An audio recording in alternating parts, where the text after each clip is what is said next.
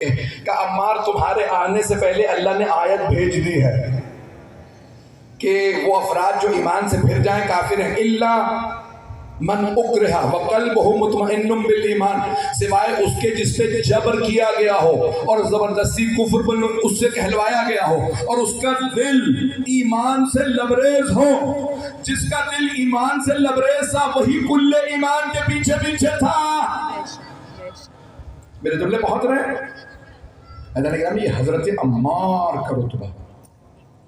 اب لوگ کہہ رہے ہیں تقیہ میں، تو تقیہ یہ ہے، یہ جو حضرت عمار نے کیا تھا یہ تقیہ ہے۔ توجہ، مجمع کی توجہ رہے۔ اللہ گرامی جو پہنچ رہے ہیں سارے مجمع کی توجہ، مجھے معلوم ہے بیٹھنے کی جگہ نہیں ہے، بہت سے لوگ آگے آنے کی کوشش کر رہے ہیں، لیکن میں جو جملے پیش کر رہا ہوں میرے ساتھ توجہ رکھیے گا جہاں تک آواز جا رہی ہے۔ تقیہ کہتے ہیں جب انسان جان بچانے کی خاطر کہے کہ نہیں میں اپنا عقیدہ چھوڑ رہا ہوں، اپنا ایمان آپ کی، صرف جان بچانے کی خاطر۔ عزیزان گرامی، اگر ائمہ اہل بیت علیہ السلام میں سے کسی امام نے بھی تقیتاً کسی ظالم کی بیعت کی ہوتی تو انہیں زہر کیوں دیا جاتا؟ ارے لوگ پہنچ رہے ہیں یا نہیں؟ عزیزان گرامی، اور اگر تقیتاً امام بیعت کر لیتے تو حاکم سر پہ اٹھا کے پھرتا، ارے انہوں نے بیعت کر لی، یہ حاکموں کا کہنا یہ بیعت کیوں نہیں کرتے، ہم بخش دیں گے، ہم ان کی جان بخش دیں گے اگر یہ بیعت کر لیں۔ ان کا یہ بار بار کہنا بتا رہا ہے کسی امام نے بیعت نہیں کی۔ میرے جملے پہنچ رہے ہیں نہیں پہنچ رہے؟ عزیزان گرامی، کسی امام نے کبھی بیعت نہیں کی۔ میں ایک ایک پہ الگ الگ تفصیل سے پیش کرتا، 10 دن ہوتے 12 دن ہوتے میں ہر امام کو پیش کروں۔ عزیزان گرامی، کسی امام نے میں نے بھی صحیح بخاری جیسی مستند بھائیوں کی مستند ترین کتاب بعد کتاب الباری صحیح البخاری یہی ہے۔ آپ لوگ تو ہاں وہی نہیں کر رہے۔ عزیزان گرامی، یہی ہے جملہ، یہ نہیں ہے۔ ہمارے بھائی کہتے ہیں کہ اللہ کی کتاب کے بعد صحیح بخاری ہے، صحیح بخاری سے میں نے حوالہ پیش کر دیا ہے۔ عزیزان گرامی، جناب مولا کائنات نے بیعت نہیں، دوسرا معاملہ آ جاتا ہے امام حسن مجتبیٰ کا، جلدی نہیں پیش کروں گا آج تاکہ جو ہمارے ابتدائی ائمہ ہیں ان کے مسئلہ روشن ہو جائے سب کے لیے۔ بہت سے لوگ کہتے ہیں کہ صلح جو ہے امام نے کہ حسن مجتبیٰ نے صلح نہیں کی تھی، تاج سلطنت کو ٹھوکر مار کے مدینے آ گئے تھے۔ پتہ نہیں لوگ ہیں یا نہیں؟ میرے بھائی پہنچ رہے، میرے بچے پشت کہتے ہیں الٹے پاؤں سے ٹھوکر مارنا، پشت پا زد بر سر تاج و نگین، کہ جس نے سارے جواہرات کو تاج سلطنت کو ٹھوکر ماری اور آ گئے۔ کہا یہ دنیا تھی جس نے پیش کی تھی مولا حسن کو صلح کے لیے، امام حسن مجتبیٰ نے کہا سلطنت تیری، امامت ہماری۔ عزیزان گرامی، کوئی امامت علم کو چھین نہیں سکتا ہے ویسے۔ عزیزان گرامی، تو یہ آئیے ذرا تیسرا حوالہ، اگر چلے گے تو میں جلدی پیش کروں، نہیں مجمع اس طرح سے نہیں۔ اب آئیے ذرا میں جملہ پیش کر رہا ہوں۔ اب بہت سے ہمارے افراد بار بار حوالہ دیتے ہیں، جب تمہارے مولا نے جب تمہارے مولا نے صلح کر لی تھی تو تم کیوں بار بار اس بات کو پیش کرتے ہو؟ تمہارے مولا نے دستخط کیے، ہاں ہمارے مولا نے دستخط کیے، شرائط بتا دیتا ہوں پھر تم بتاؤ صلح ہے یا نہیں ہے۔ پہلی شرط مولا حسن مجتبیٰ نے رکھی، آج کے بعد میرے مسلمان نکلنے والا تھا، آج کے بعد سے شام والا قرآن و سنت پہ عمل کرے گا، میرے بابا کی توہین نہیں کرے گا۔ توجہ، یہ مولا کا جملہ، شام والا آج کے بعد سے قرآن و سنت پہ عمل کرے گا، یہ اسے کہا جاتا ہے جو پہلے عمل نہ کر رہا ہو۔ بتانے کے نام یہ جملے کتنے گہرے ہیں۔ ہمارے لاکھوں درود و سلام ہمارے مولا پہ، ہماری لاکھوں جانیں قربان مولا حسن مجتبیٰ پہ۔ ایک جملے سے کائنات کے اختتام تک کے لیے مسئلے کو حل کر دیا۔ میرے جملے پہنچ رہے ہیں میرے بچوں تک، میرے بھائیوں تک۔ عزیزان گرامی، عظمت امام حسن مجتبیٰ کی دن کا آج کے بعد سے قرآن و سنت پہ عمل ہوگا۔ کہنے والا یہ نہیں کہہ رہا کہ میں تو پہلے سے قرآن مانتا ہوں، سنت نبوی پہ عمل کر رہا ہوں۔ عزیزان گرامی، ماننے والا نا ہمیشہ احترام دکھاتا ہے۔ توجہ توجہ، ہمارے ثقافت میں ماں باپ کا نام لینا مایوب سمجھا جاتا ہے۔ توجہ، تو کیا کہتے ہیں میری والدہ ہے، میرے والد گرامی۔ توجہ، اور رسول خدا فرماتے ہیں تم میں سے تب تک کوئی مومن نہیں جب تک اپنے ماں باپ سے زیادہ، اولاد سے زیادہ، مال و دولت سے زیادہ مجھے احترام نہ دے۔ توجہ، سارے مجمع کی توجہ، ماں باپ سے زیادہ توجہ۔ عزیزان گرامی، اگر گنہگار ماں باپ بھی ہو تو احترام واجب، گنہگار ماں باپ بھی ہوں تو احترام واجب، اور رسول خدا کا احترام اس سے بھی زیادہ واجب۔ اور اگر کوئی رسول خدا کا نام لے کے بلائے، میں تو نام نہیں لے رہا ہوں، کسی نے کہا محمد کے ماننے والے ہو، علی کے ماننے والے ہو، جو مولا علی کا نام لے چلے، بہت سے مسلمان کہیں گے بھی لوگوں کے لڑائیاں تھیں آپس میں، نہیں خاندان سے بیدار نہیں ملتا تھا، جو بھی مسئلہ تھا، لیکن رسول خدا کا اگر کوئی نام لے، اگر کوئی بوڑھا بھی پیغمبر کا نام لے، اس کا ایمان ختم۔ کوئی بوڑھا بھی ہو تو اس پہ واجب و ضروری ہے کہ یا رسول اللہ۔ عزیزان گرامی، قرآن کریم کی آیت جلدی سے پڑھ دیتا ہوں تاکہ نوجوانوں تک بات پہنچ جائے۔ وما محمد ابا احد من رجالکم لا کہ رسول، اے مسلمانوں، محمد تم مردوں میں سے کسی کے باپ نہیں، بس اللہ کے رسول ہے۔ آج کے بعد سے کوئی نہ کہے کہ مجھ سے کیا رشتہ ہے۔ لے پالک بیٹے تھے رسول خدا کے، بابا جان کہتے تھے، رسول خدا نے کہا آیت آ گئی ہے، سارے صحابہ نے بند کر دیا، مولا علی پہلے سے یا رسول اللہ کہتے تھے۔ رسول خدا جناب سیدہ کے گھر گئے، بی بی نے دروازہ کھول کے کہا السلام علیکم یا رسول اللہ۔ توجہ، یا رسول اللہ پانی لگا لا دوں، دسترخوان بچھا، یا رسول اللہ آپ کو چادر لا دوں۔ جناب ختمی مرتبت نے کہا بیٹی کیا بات ہے، آج مزاج بدلا بدلا سا ہے، آپ مجھے بار بار یا رسول اللہ کیوں کہہ رہی ہے؟ کہا بابا جان آپ ہی نے تو فرمایا آیت آ گئی ہے۔ کہا بیٹی آیت سب کے لیے ہے، آپ کے لیے نہیں، آپ پھر بھی بابا ہی کہیں گی، اوروں میں سیدہ میں بڑا فرق ہے۔ خدا گرامی، محمد و آل محمد نے ٹھوکر ماری۔ حضرت گرامی، ساری دنیا کے جتن کر لیے یزید نے، توجہ، کہ کسی طرح حسین میری بیعت کر لے۔ اتنی بڑی حکومت تھی، کہا یہ حکومت کچھ نہیں ہے، حسین بیعت کر لے۔ توجہ، حسین ابن علی نے فرمایا مثلی لا یبایع مثلا، مجھ جیسا اس جیسے کی بیعت نہیں کر سکتا۔ حسین ابن علی کا سر چلا گیا دربار یزید میں۔ توجہ، وہ چاہتا تھا ہاتھ میرے ہاتھ میں آ جائے، جب سر بھی لایا تو نیزے پہ، نیزہ بلند تھا، یزید پس تھا۔ جب تخت پہ بیٹھ کے بھی ذلیل ہو وہ یزید، جو شہید ہو کے بھی باعزت ہو وہ حسین۔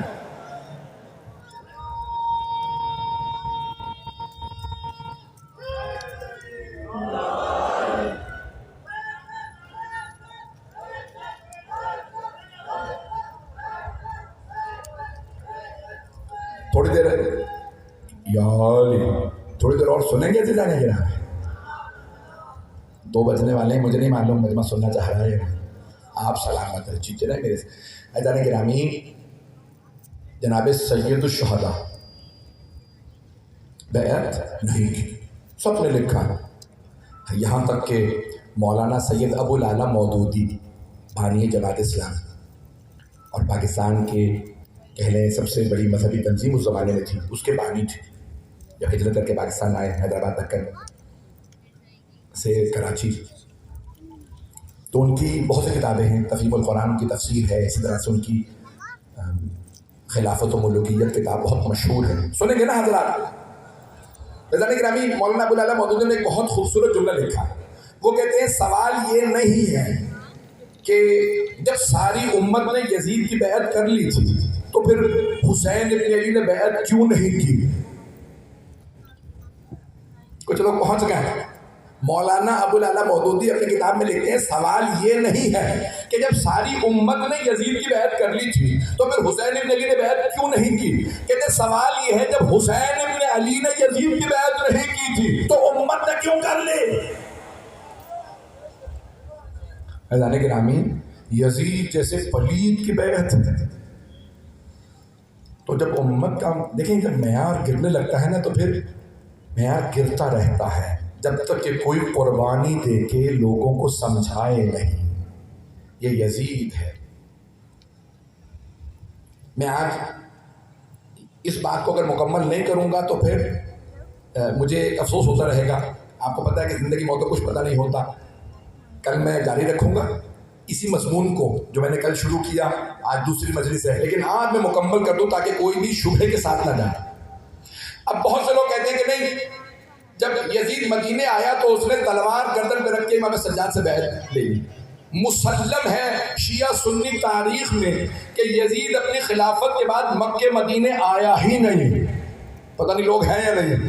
چیلنج دے کے کہہ رہا ہوں یزید اپنی 3 سالہ خلافت میں کبھی بھی مکہ مدینے نہیں آیا. نہ اسے حج کی، نہ عمرے کی، نہ رسول خدا کی زیارت کی توفیق ہی نہیں ہوئی. نہ جانے یہ جو زیارتوں کے منکر ہیں یزید سے تو نہیں ہے.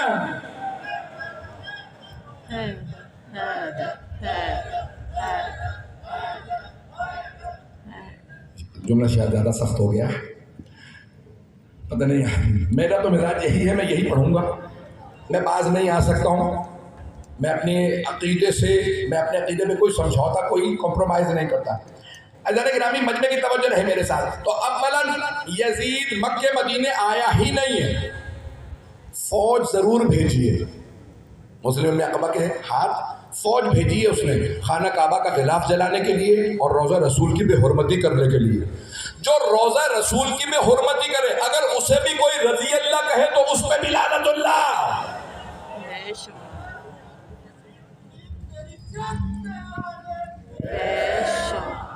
میرے جملے پہنچ رہے ہیں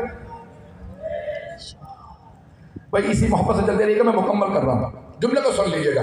تو اعلان گرامی وہ کہتے نہیں کیونکہ تلوار رکھی تھی، تقیہ تھا، خوف میں مولانا سجاد علیہ السلام نے علیہ باللہ یزید کی بیعت کر لی. سارے مجمع کی توجہ ہاتھ جوڑ کے کہہ رہا ہوں، اس موضوع کو آج مکمل نہیں کروں گا تو میں کل مجلس پڑھنے کے لیے میرا وہ ذہن نہیں رہے گا. عزیزان گرامی میرا ایک سوال ہے، کیا شام میں زیادہ ظلم تھا یا مدینے میں اگر یزید آیا؟ شام میں مولا سجاد ہاتھوں میں زنجیریں، گلے میں توپ، پاؤں میں بیڑیاں، ساتھ میں پھپھیاں بہنیں. جب یزید شام میں بیعت نہیں لے سکا، پتہ نہیں لوگ ہیں یا نہیں ہیں، یزید ملعون شام میں مولا سجاد سے بیعت نہیں لے سکا. تمام شیعہ سنی علماء نے لکھا جب ایک مرتبہ یزید نے کہا او قیدی میری بیعت کرو، امام سجاد نے کہا بیعت نہیں کروں گا. کہا تجھے نہیں پتا میں نے تیرے باپ کو، بھائیوں کو مار دیا، بیعت کر لے. وہ مارے گئے میرے ہاتھوں، بیعت نہ کرنے کی وجہ سے مارا جائے گا. امام سجاد نے فرمایا القتل لنا عادت، مر جانا ہماری عادت ہے، وہ شہادت و سعادہ، شہادت سعادت ہے. میں حسین کا بیٹا ہوں. جب باپ نے، جب میرے بابا نے بیعت نہیں کی،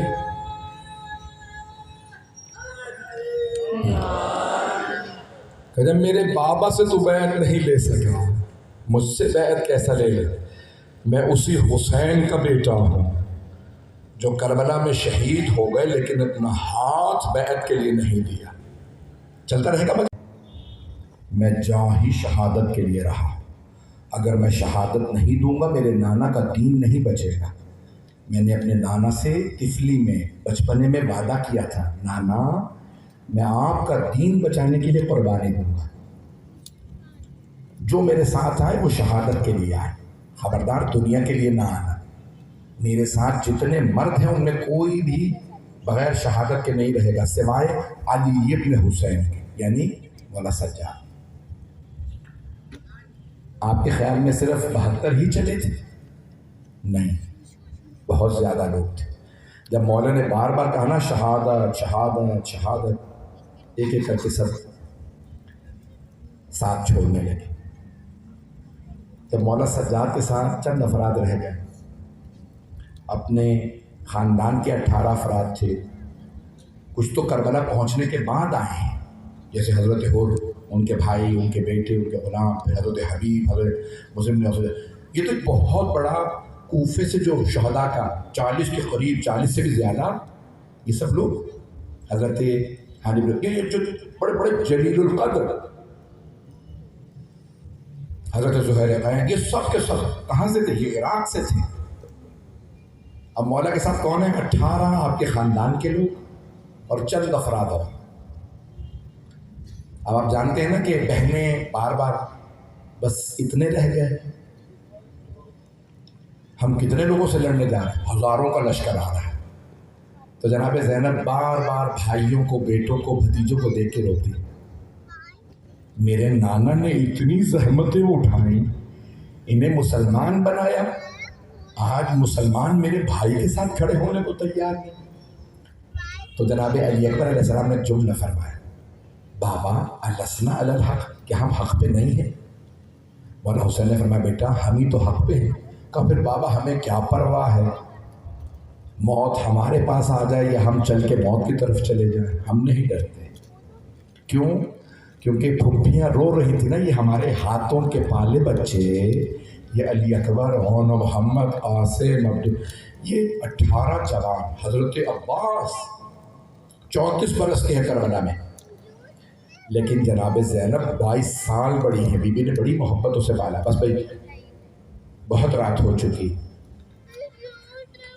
پوری کوشش کروں گا کہ شہادت پوری پڑھوں جناب علی اکبر علیہ السلام کی۔ بہت سی کتابوں میں ہے کہ مولا حسین نے فرمایا ہے شب جمعہ میں اگر میرا حرم ہو تو علی اکبر کے مصائب نہ پڑھنا۔ بعض علماء نے خواب میں دیکھا کہ مولا تمام کتابوں میں لکھا ہے آپ کو سب سے زیادہ محبت حضرت علی اکبر سے تھی۔ آپ جانتے ہیں نا، چھٹے امام سے پوچھا مولا دنیا کی سب سے بڑی خوشی کس چیز میں ہوتی ہے؟ تو مولا نے فرمایا کہ انسان کا ایک جوان بیٹا ہو اور ماں باپ کے سامنے چلتا پھرتا رہے تو ماں باپ کو بڑی خوشی ہوتی ہے، میرا جوان بیٹا ہے، میرا بچہ۔ ماں باپ کو بہت خوشی ہوتی ہے جب جوان بیٹا ان کے سامنے چلتا پھرتا ہے۔ اسی آدمی نے پوچھا مولا دنیا کا سب سے بڑا غم کس چیز میں ہے؟ مولا نے فرمایا جب وہی جوان بیٹا آنکھوں کے سامنے تڑپنے لگے، موت کے لیے تڑپ رہا ہو، تو اس سے بڑا غم دنیا کا نہیں ہے۔ عزیزان گرامی، یہ چند جملے مصائب کے پڑھوں۔